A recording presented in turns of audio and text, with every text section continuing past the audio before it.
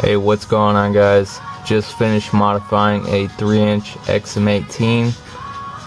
I'm gonna go over it and show you the differences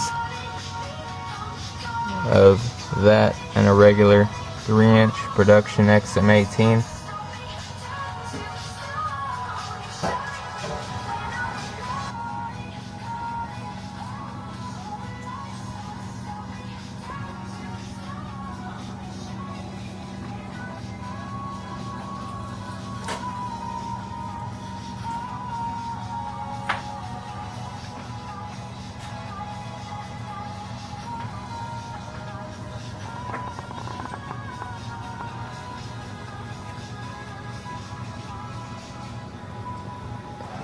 Alright, the one I modified is the very first one right here.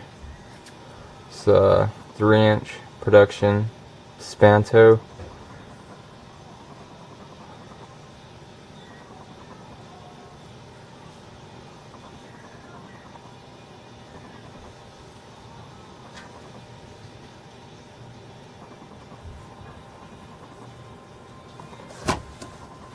Alright, things I've done to it. Standard, I polish the standoff pins if they're not already. Polish the lock bar stabilizer and the screw holding that in. Polish the screw for the stop pin and also the stop pin inside it. And I tried out something new this time. I polished the pivot on both sides and it turned out a lot better than I thought it would. It looks really nice. It matches the screws and the other hardware. And I put a mirror polish on the pocket clip screws with a Dremel and some mag polish.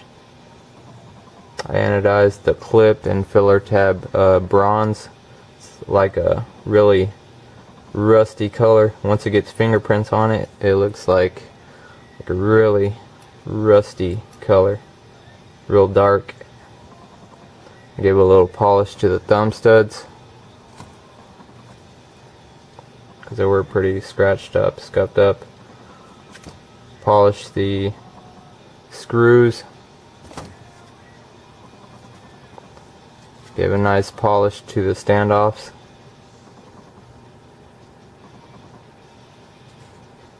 Anodize the liner blue.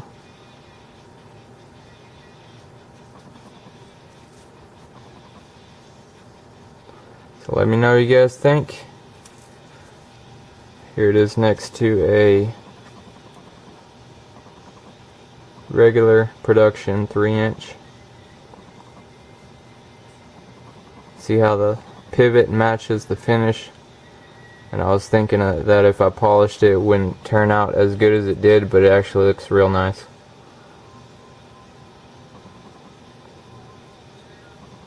It's not that huge of a difference, but I think all the small things add up and it just makes it look better.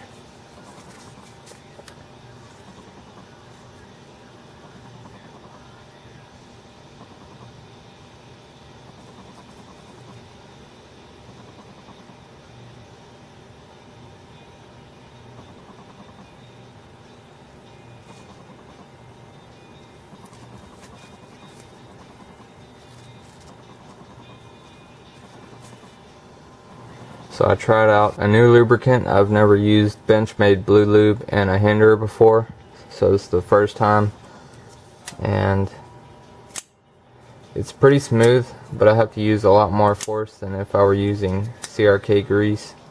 It likes to stick right there, like almost open all the way. Like if it's on the ball detent, it's very smooth, but once it gets off that detent ball, it's real gritty right there. Put it next to the microphone so you can hear it.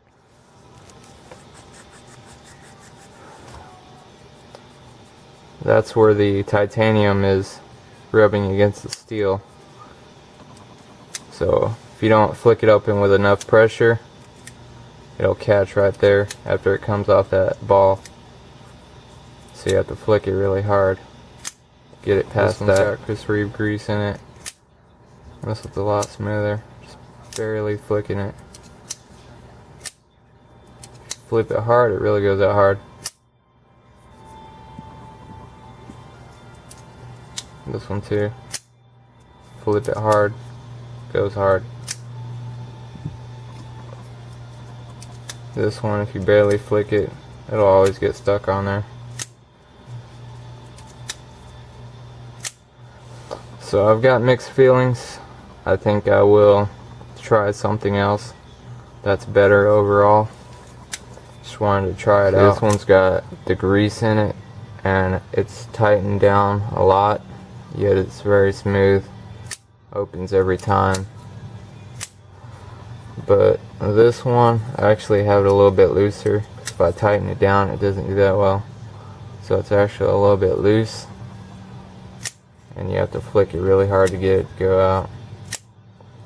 So Blue Lube works good, but not as good as the grease. Here's a pocket clip that I acid etched and stonewashed earlier today. Did about a 30-minute etch and then a quick 2-minute stonewash. Came out really well. This is the first thing I've acid etched. It took me a few times to get it right because I put it in the ultrasonic cleaner right after I etched it, and it took that dark right off. It just made it a bright white steel, and it happened like 3 times, so I couldn't figure out why that was happening. So I dipped it in the etch for 30 minutes. I took it out and I let it dry completely. I left all the black stuff on there, and then I stonewashed it, and then I guess it stayed on there. So I'm guessing you can remove acid etching just from dipping it in an ultrasonic cleaner. So if you don't like the way it looks, it's pretty much temporary. Take it off real easily. So let me know what you guys think. If it looks a lot better or just a little better. I think it looks a lot better. And if you're interested in how I do most of this, I might be able to make a video later. If you guys are interested in doing this to your Hinderers yourself. I do not believe any of this is voiding the warranty yet. As long as I don't do anything with the frame side and the inside of the pivot, should be okay. I mean, all this is replaceable. I do want to anodize the frame, but I'm pretty sure that might void the warranty, so I'm going to stay away from that for now until I find out.